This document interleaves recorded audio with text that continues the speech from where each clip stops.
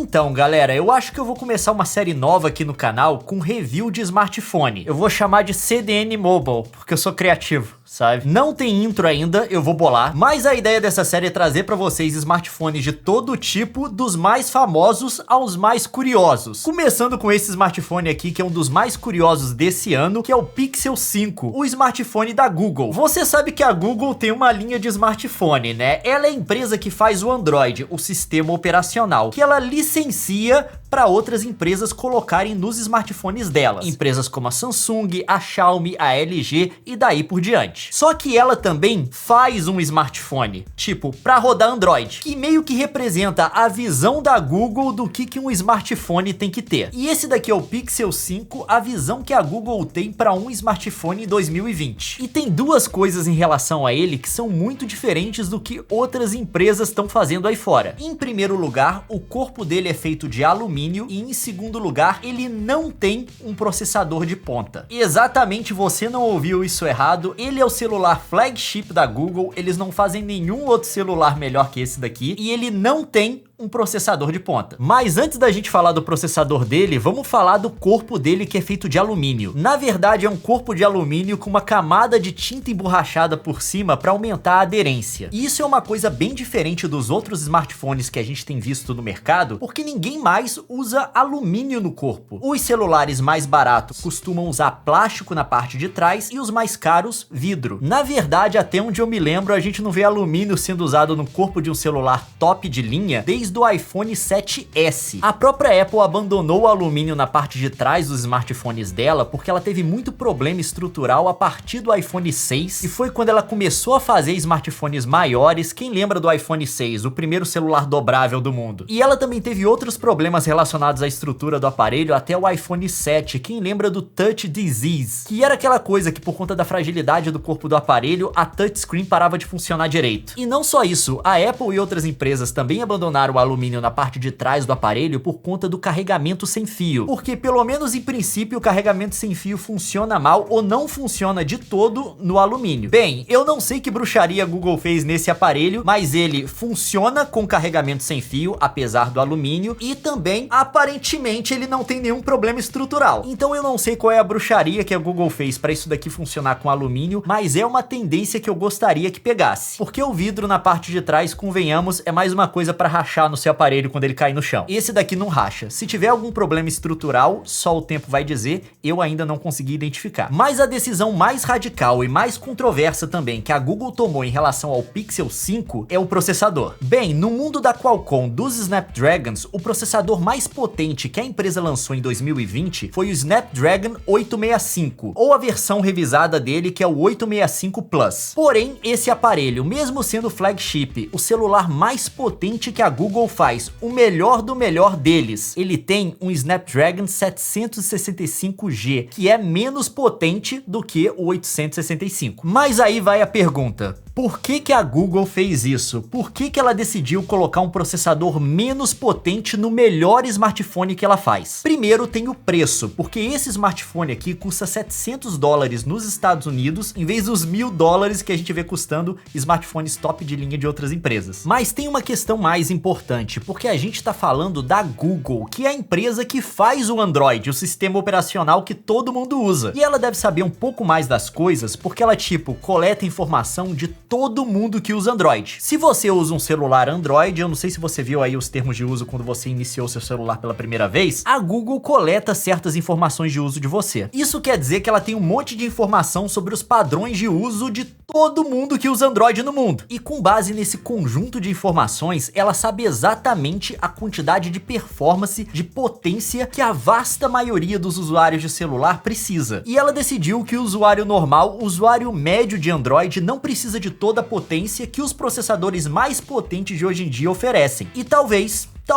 a Google tenha um ponto aí. Pensa comigo, se você não faz nada pesado no seu celular, tipo editar vídeo, jogar jogo pesado 3D, pra que você precisa dessa potência toda? Você realmente precisa do processador mais potente do mercado se tudo que você faz no celular, pelo menos em 99% do tempo, é YouTube, Twitter, Instagram, WhatsApp, TikTok, Tem gente que faz TikTok. Você realmente precisa do processador mais potente? Essa é a pergunta que a Google tá fazendo. Porque para todas essas coisas não vai ser muito perceptível a diferença de velocidade entre o processador mais potente do mercado e um processador médio. E é exatamente isso que o 765G que tem nele é, um processador médio. Mas eu sei que deve ter gente se perguntando aí qual que é a diferença de potência de fato entre esse processador aqui e o Snapdragon 865. Vamos tentar ilustrar isso aqui com dois testes. O primeiro teste que eu fiz foi o Geekbench, que mede a performance do processador. O Snapdragon 865 foi bem mais potente no teste de núcleo único e conseguiu mais que o dobro da pontuação no teste de núcleos múltiplos. Lembrando que o Geekbench é um teste sintético que tenta emular diversas atividades para o processador e não é toda essa diferença que se reflete em performance na vida real. Agora, o outro teste que eu fiz é o 3D Mark Wildlife, que mede o desempenho gráfico do chip, o que é importante para jogos, principalmente para os que têm gráfico em 3D. A diferença ficou por volta de 4 vezes em favor do Snapdragon 865, mas esse é um teste que é relevante para quem vai jogar jogo. Se você não joga, não faz tanta diferença. Mas eu sei que apesar de ter muita gente que não joga jogo no smartphone, ainda tem um ponto de saber qual que é o desempenho dele em jogos, porque tem muita gente que joga casualmente. Pode ser que você não jogue jogo em celular quase nunca, mas e se você resolver jogar um joguinho porque um amigo seu tá jogando, você se interessou e coisa do tipo? Qual que é o desempenho desse processador aqui em jogos? Vamos testar. Eu fiz um teste jogando Call of Duty Mobile com Geekbench, que é um app de telemetria para medir a performance do jogo. E eu consegui 60 quadros por segundo jogando com gráfico no alto, o que é bem impressionante. O COD Mobile é um jogo mais leve porque ele é extremamente bem otimizado. Então esse processador aqui não vai ter problema para jogar ele, mas as coisas mudam de figura quando a gente vai para jogos mais pesados. No Asphalt 9, que é um jogo que demanda mais, ele ficou com uma média de 30 quadros por segundo no gráfico padrão. Só que ele caiu para menos de 30 quadros por segundo quando eu aumentei o gráfico para alta qualidade. No Fortnite, o app de telemetria não funciona, mas eu consegui verificar que ele rodou com um máximo de 30 quadros por segundo, com o gráfico no épico e com a resolução interna a 75%. O que não é de se jogar fora, deixa eu te falar, é até bem respeitável. Então, apesar dele não ser tão potente comparado com o Snapdragon 865, se você só joga jogos casualmente de vez em quando, acho que não vai ser um grande problema para você. Apesar da diferença de performance entre o 765G e o 865, eu não consegui notar nenhuma diferença na velocidade, a não ser pelos jogos. A experiência que você tem com ele com os apps do dia a dia é basicamente a mesma que você tem com um processador mais potente. Mas a velocidade toda que ele tem no uso do dia a dia não é só por conta do processador que tem nele, mas também pelo fato da Google controlar tanto o hardware quanto o software dentro desse smartphone. Isso permite a Google otimizar cada detalhe da experiência desse smartphone e cria também uma vantagem para os usuários de Pixel, porque eles são os primeiros a receber atualizações do Android. Tipo, agora ele tá no Android 11. Se a Google fizer uma atualização do Android 11 ou Android 12, ele vai ser o primeiro a receber. E não só isso, ele vai receber uma versão que as pessoas chamam do Android de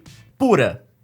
Entre aspas, porque as outras fabricantes de celular Android modificam o Android que elas mandam pro aparelho delas para dar uma cara da empresa, ou como a empresa imagina que a experiência do Android deva ser. Se você já usou aparelhos Androids de empresas diferentes, você já viu isso. Apesar de todo mundo estar rodando Android, o Android parece diferente no aparelho de cada empresa. No caso do Pixel, ele recebe a versão do Android como a Google fez ele, que representa a visão que a Google tem de como o Android deve ser. Claro que isso não é uma coisa necessariamente boa, é uma questão de gosto. Cada usuário de Android deve ter aí uma versão diferente do Android do qual ele mais gosta, mas se você quiser o Android como a Google pensou ele na intenção original, é nesse aparelho aqui que você vai conseguir. E outra coisa muito importante em relação a ele, que é também a coisa que colocou a linha Pixel no mapa, que é o aplicativo de câmera. Apesar dele ter os mesmos sensores, o mesmo hardware que boa parte dos smartphones que você vê no mercado, ele tira fotos muito boas por conta do software que a Google colocou nele. Ele usa pós-processamento, inteligência artificial, aquela coisa que chamam de fotografia computacional para melhorar a qualidade das suas imagens e de fato elas ficam muito boas. E a Google é tão confiante em relação ao software de câmera do Pixel 5 que ela deu até uma função de astrofotografia para ele, que funciona mais ou menos assim. Ó, você coloca no modo noturno, aí você vira para cima a câmera, eu vou colocar aqui no tripé, tá? Ele identifica que é astrofotografia automaticamente. Inteligente, Ou hein? pelo menos deveria. Identificar logo que tá fazendo 6 graus.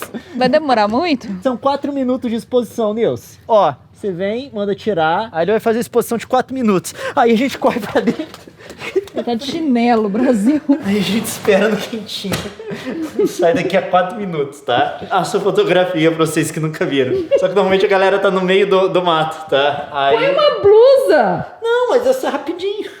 4 minutos. Eu consegui tirar umas fotos muito boas, mesmo com a luz da cidade deixando o céu mais claro. É impressionante o que ele consegue fazer. É uma foto com longo tempo de exposição, que recebe um tratamento de pós-processamento e tipo, fica boa de fato. E essa função de pós-processamento também tem no app de edição de imagem. Tem uma função muito legal que ele permite que você mude a iluminação do rosto. Parece bruxaria, mas você pode escolher depois a posição em que a luz vai ficar em relação ao seu rosto. Não sei como é que eles fazem isso. E sobre as câmeras, ele tem duas na parte traseira, uma grande angular e uma ultra grande angular. Elas não só tiram fotos muito boas, mas também fazem um vídeo com uma estabilização que me surpreendeu. É em até 4K a 60 quadros por segundo e a imagem fica muito estável. A câmera de selfie, infelizmente, tá limitada a Full HD a 30 quadros por segundo, o que é suficiente se você faz vídeo pro TikTok, por exemplo, mas desde o ano passado a concorrência já vem oferecendo 4K também na câmera da frente. E mais uma coisa curiosa sobre o Pixel, no mesmo espírito de se não precisa, não tem, ele não tem nenhum tipo de destravamento por face. Nada. Se você quiser destravar ele sem usar o PIN, você tem que usar um leitor de digital que fica na parte de trás. E ele também tem uma tela de OLED com uma taxa de atualização de 90 Hz, que é maior que vários aparelhos na faixa de preço dele, tipo o iPhone 12 que tem 60 Hz, mas é menor que a de outros celulares também na faixa de preço dele, tipo o Galaxy S20 FE, que tem 120 Hz. E assim, eu acho que o Pixel 5 é um smartphone muito interessante que pode indicar algumas tendências que a gente vai ver no mercado daqui pra frente. Porque os processadores de smartphone estão ficando tão potentes que provavelmente várias marcas vão olhar no futuro e falar: eu não preciso dessa potência toda no meu aparelho. Eu posso ir para um mais barato e reduzir também o preço para o consumidor final, que eu acho que é o que a Google pensou com esse aparelho aqui. O que você acha disso? Você compraria um smartphone tipo o Pixel 5? Um smartphone competente